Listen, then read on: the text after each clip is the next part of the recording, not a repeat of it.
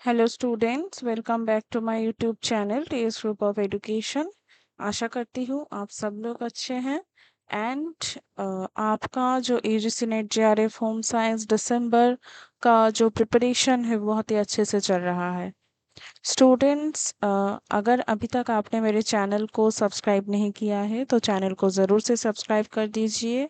And आज हम लोग जो सीरीज़ हम लोग स्टार्ट किए थे कि पीवाईक्यू एनालिसिस, ये पीवाईक्यू बेसिकली जो लास्ट 10 to 15 ईयर्स के जो पीवाईक्यूज़ है उस पीवाईक्यूज़ को एनालिसिस करके हम जितने भी टॉपिक्स है जिसका रिपीटेशन हुआ है बहुत बार, हम उन टॉपिक के ऊपर डिस्कशन कर रहे हैं।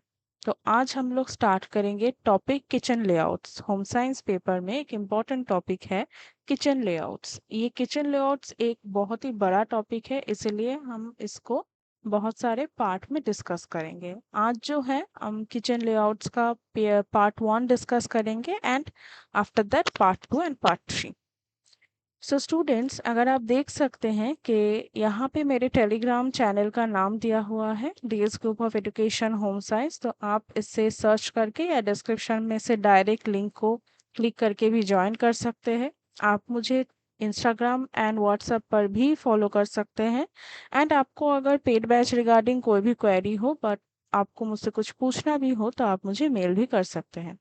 तो चलिए स्टार्ट करते हैं आज का टॉपिक जिसका नाम है किचन लेआउट्स पार्ट 1। फर्स्ट हम लोग किचन के बारे में एक इंट्रोडक्टरी आइडिया लेंगे कि एक kitchen is an enclosed space in which the edible food materials are processed into unique dishes which are preferred by the customers. यानी एनक्लोज्ड स्पेस हम कह सकते हैं जिसे एक बंद जगह, जिस बंद जगह पे जो एडिबल फूड मटेरियल्स होते हैं उसको प्रोसेस किया जाता है एंड आफ्टर दिस प्रोसेसिंग जो डिशेस होते हैं उनको प्रिपेयर किया जाता है। It is the hub of food production activity. से क्या कहा गया है? Hub of food production activity in any institutional food service establishment. The planning of space, यानी जो किचन हम लोग जहाँ पे हम लोग खाना पका रहे हैं उस किचन का जो स्पेस प्लानिंग है एंड अलॉटमेंट इक्विपमेंट्स जो है वो एक क्रूशियल रोल प्ले करता है फॉर एफिशिएंट वर्क आउटपुट। यानी आप कौन सी जगह पे आपका किचन जो है उसको प्रिपेयर करे हो एंड उस प्रिपरेशन के दौरान जो इक्विपमेंट्स है उसका जो अलॉटमेंट है वो कैसे किया गया है वो बहुत ही एक इम्पॉर्टेंट रोल प्ले करता है। As kitchen is the heart of food service establishment, kitchen को क्या कहा गया है? किचन को heart of food service establishment कहा गया है। The planning has to be done meticulously to avoid unnecessary work outs and energy expenditure. ये जो किचन है इसका अरेंजमेंट हमें ऐसा करना चाहिए जैसे कि जो अननेसेसरी वर्कआउट्स है एंड जो एक्स्ट्रा एनर्जी एक्सपेंडिचर है वो कम हो जाए। अभी देखिए स्टूडेंट्स, यहाँ पे हम देखेंगे कि किचन्स के कितने टाइप्स होते हैं। Kitchen planning depends upon the size and type of establishment. Usually, the space allotted is approximately half of the dining area. Kitchen के लिए basically कितना space allot किया जाता है? Half of the dining area, यानी kitchen plus जहाँ पे हम लोग खाना खाते हैं इसको total मिला के dining area होता है, तो half of the dining area kitchen के लिए होता है। एंड एक किचन कैसा होगा ये डिपेंड करता है साइज एंड उस टाइप में, यानी कस्टमर को या अगर हम कोई एस्टेब्लिशमेंट देखे तो वहां पे कैसे उसको अरेंज किया जाता है। यहाँ पे देखिए बोला गया है कि an average sized hotel the dining area must be 40 to 45%। ये किसके लिए है? एक एवरेज साइज्ड होटल के लिए है। अगर कोई एक बिग होटल हो यानी कोई एक बड़ा होटल हो तो वहां पे वो हो जाएगा 33%। एंड कोई एक बेकरी शॉप हो तो वहां के लिए जो स्पेस रिक्वायरमेंट होता है किचन का वो हो जाएगा 20%। Generally the space allotment would be calculated as 7 square feet per guest room. ये जो स्पेस अलॉटमेंट होता है ये कैसे काउंट होता है? ये काउंट होता है 7 square feet per guest room. As per rule, it is good to provide a compact arrangement to avoid unnecessary time and effort for walking। यानी आपको किचन का अरेंजमेंट ऐसे करना है जैसे कि आप इधर उधर ना भटको चीज़ों के लिए, एक जगह पे वो सेटल्ड हो। एंड इससे क्या होगा ना, आपका जो अननेसेसरी वर्क है वो कम होगा। स्ट्रेचिंग एंड बेंडिंग, आपको स्ट्रेच एंड बेंडिंग में प्रॉब्लम ना हो तो यहाँ पे एक एवरेज मेजरमेंट दिया गया है, जैसे कि 2.5 into 3 meter is enough for single person के लिए and 2.5 into 5 meter is good for 2 people. ये एक अप्रोक्सीमेट मेजरमेंट दिया गया है। नेक्स्ट क्या है, नेक्स्ट अगर हम देखें टाइप में से पहला टाइप जो है वो है स्क्वायर किचन। स्क्वायर किचन में हम देखेंगे as it require more time and difficult use the centre space it is not a common type. यानी ये जो स्क्वायर किचन होता है ये ज़्यादातर नॉट सो कॉमन होता है, यानी हम ज़्यादातर इसे नहीं देखते हैं। एंड इसका जो टाइम है एंड डिफिकल्ट यूज होता है सेंटर पेस को यूज करने में, ठीक है।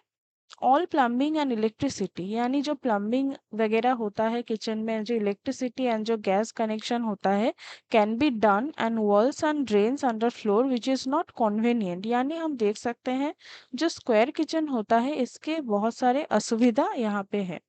If there is any leakage, अगर कोई भी लीकेज हो जाए तो क्या होगा, तो दैट में flood the kitchen and make it unhygienic and unsafe. हम यहाँ पे देखते हैं कि जो प्लम्बिंग है उसका काम यहाँ पे ठीक से नहीं किया जाता है, इसीलिए क्या होता है अगर कोई भी लीकेज हो जाए तो जो फ्लोर में पानी आके गंदा हो जाएगा एंड ये बहुत ही अनहाइजीनिक एंड अनसेफ हो जाएगा। अभी हम देख सकते हैं जो स्क्वायर किचन होता है वो ऐसे देखा जाता है, ठीक है। एक स्क्वायर किचन को ऐसे देखा जाता है एंड यहाँ पे क्या बोला गया है, जो plumbing electricity and gas connection है उसका जो अरेंजमेंट हो वो नॉट से अप्रोप्रिएट होता है, इसलिए अगर लीकेज हो जाए तो उससे क्या होगा, फ्लोर पे पूरा पानी पानी हो जाएगा। रेक्टेंगुलर किचन, रेक्टेंगुलर किचन क्या है, ये बेसिकली कॉमन शेप होता है in most food service establishment. It is generally used a busy hotel where most of a time of the day is being engage. यानी जहाँ पे किचन एंगेजमेंट बहुत ज़्यादा है, यानी किचन में काम बहुत ज़्यादा होता है, वहाँ पे रेक्टेंगुलर टाइप ऑफ किचन का यूज़ किया जाता है। Most of the multi cuisine restaurants prefer this shape, यानी जो मल्टी कुजिन रेस्टोरेंट्स होते हैं वहाँ पे इस टाइप का जो शेप ऑफ किचन है उसे यूज़ किया जाता है। For example star hotels, airport, industrial kitchen rectangular kitchen का एग्जांपल है। अगर हम देखें पिक्चर में तो रेक्टेंगुलर किचन कैसा होता है, हम देखें तो ऐसा होता है, ठीक है। U-shaped kitchen, U-shaped kitchen ये basically preferred by small establishments where they prefer a compact but an effective modular kitchen unit।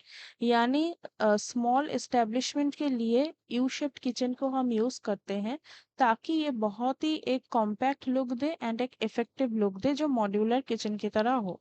The model is very much close to the dining area and the door will be located at the one end and the counters can be affixed at the either side। यानी जो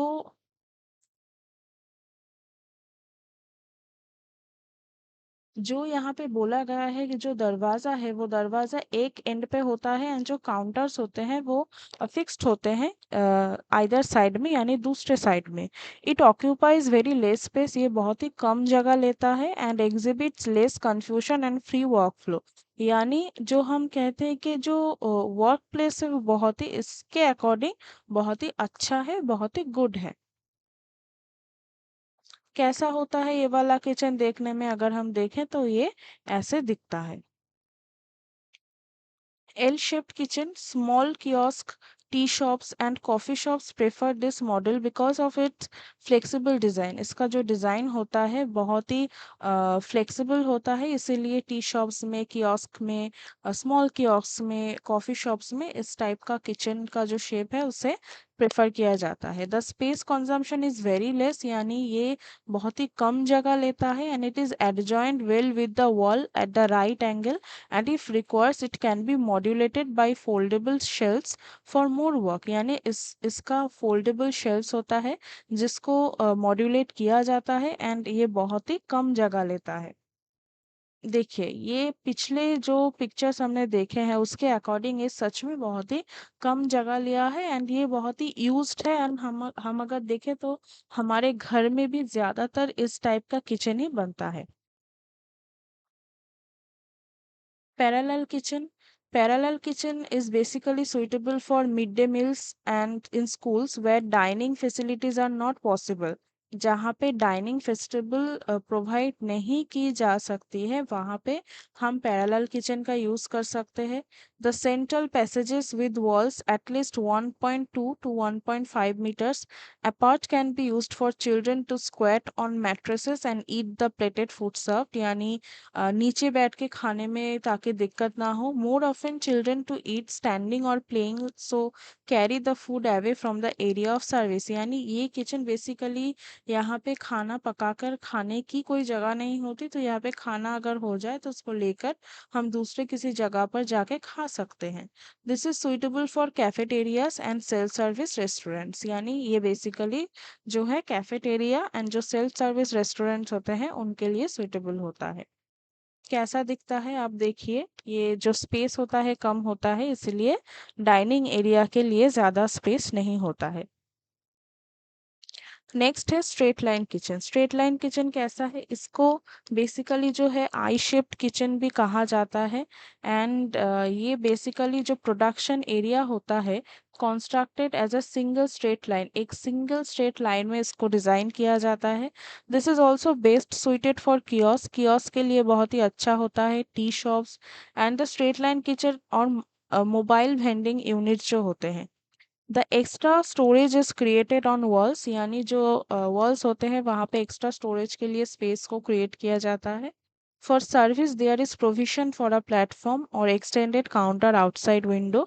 ठीक है, यानी आप जो देखते हैं ना, जो मोबाइल वेंडिंग होता है स्टोर टाइप का, जो किचन टाइप का होता है, वहाँ पे इस टाइप का हम देखते हैं जहाँ पे वो खिड़की को उठा के वहाँ से हम फूड को डिलीवर कर सकते हैं. Window space can be shifted and covered with wall mesh shutters to increase display space and product from flies. And जो मच्छी है उससे हम इसे प्रोटेक्ट कर सकते हैं. यानी जो मक्खी का जो अगर ज़्यादा हम देखें तो वहाँ पे हम क्या कर सकते हैं, जो स्पेस है, जो डिस्प्ले स्पेस है, वहाँ पे मेश यानी जाली टाइप का कुछ लगा के उसे हम प्रोटेक्ट कर सकते हैं. At the same time providing enough ventilation in small spaces. इससे क्या होता है, हम एनफ वेंटिलेशन भी क्रिएट कर सकते हैं. ये कैसा होता है अगर हम देखें तो ये बेसिकली स्पेस बहुत ज़्यादा होता है एंड ये देखने में ऐसा होता है. एंड ऊपर हम देख सकते हैं वॉल में क्या किया गया है स्टोरिंग के लिए. ठीक है, स्टोरिंग के लिए जो है स्पेस बनाया गया है. Combination of shapes. Any of the shapes discussed above. यानी जितने भी शेप्स हमने डिस्कस किए हैं अगर उसको एक साथ मिला दो, कॉम्बिनेशन नाम से ही हम देख सकते हैं, अगर U shaped and L shaped को एक साथ मिलाकर कोई भी किचन हम फ्रेम करें यानी किचन का शेप दे तो उसे हम इस कैटेगरी के अंदर लाएंगे. Sometimes very different shapes can emerge during the process of renovation. Renovation के टाइम पे ये किया जाता है. और expansion of catering facilities during expansion. यानी अगर आप चाहो तो जो जगह है उसको थोड़ा एक्स्ट्रा करना चाहते हो तब भी आप कॉम्बिनेशन ऑफ शेप्स का यूज कर सकते हो. कैसा होता है देखिए, दो तरह का जो शेप है, यानी हम कह सकते हैं दो तरह के जो किचन के शेप्स है उसको यूज करके ये वाला किचन फॉर्म किया गया है जहाँ पे इनफ डाइनिंग स्पेस भी है और किचन एरिया भी है. So this is for all students. I hope ये क्लास आपको अच्छा लगा होगा. इस क्लास का रिगार्डिंग आपको कोई भी डाउट हो तो आप कमेंट में पूछ सकते हो. एंड ये जो आप देख रहे हो स्क्रीन पे ये है about June 2025 UGC NET JRF home science preparation के बारे में. अगर आप चाहते हो कि एक जगह पे आपको पेपर 1 पेपर 2 या अगर सिर्फ पेपर 2 हो आपको कंप्लीट कोर्स चाहिए पेड में, तो आप डिस्क्रिप्शन पे जो फॉर्म दिया हुआ है उसको फिलअप कर सकते हो. मैं आपको कांटेक्ट कर लूँगी. जो बैच है वो ऑलरेडी 2 सितंबर से स्टार्ट हो गया है. जो पेपर 1 है वहाँ पे टीचिंग एप्टीट्यूड ऑलमोस्ट एंड होने वाला है एंड जो पेपर 2 है वहाँ पे कम्युनिकेशन चल रहा है. तो यहाँ पे आपको अगर आपका लैंग्वेज है बंगाली और हिंदी एंड साथ में इंग्लिश कॉमन है, आपको मिलेंगे 24/7। आपको टीचर सपोर्ट मिलेंगे, आपको स्टडी मटेरियल मिलेंगे, वीकली 3 डेज क्लासेस मिलेंगे, आपको डाउट सॉल्विंग सेशंस मिलेंगे एंड जो है लो फीस है। तो just book your seat very soon and जो है आपका प्रिपरेशन को और भी फास्ट कीजिए, आपका प्रिपरेशन और भी अच्छा कीजिए। So just book your seat and grab the opportunities and go for the UGC NET JRF Home Science. And for next video, stay tuned with my channel. And if you still not subscribe my channel, please subscribe. Thank you so much for watching.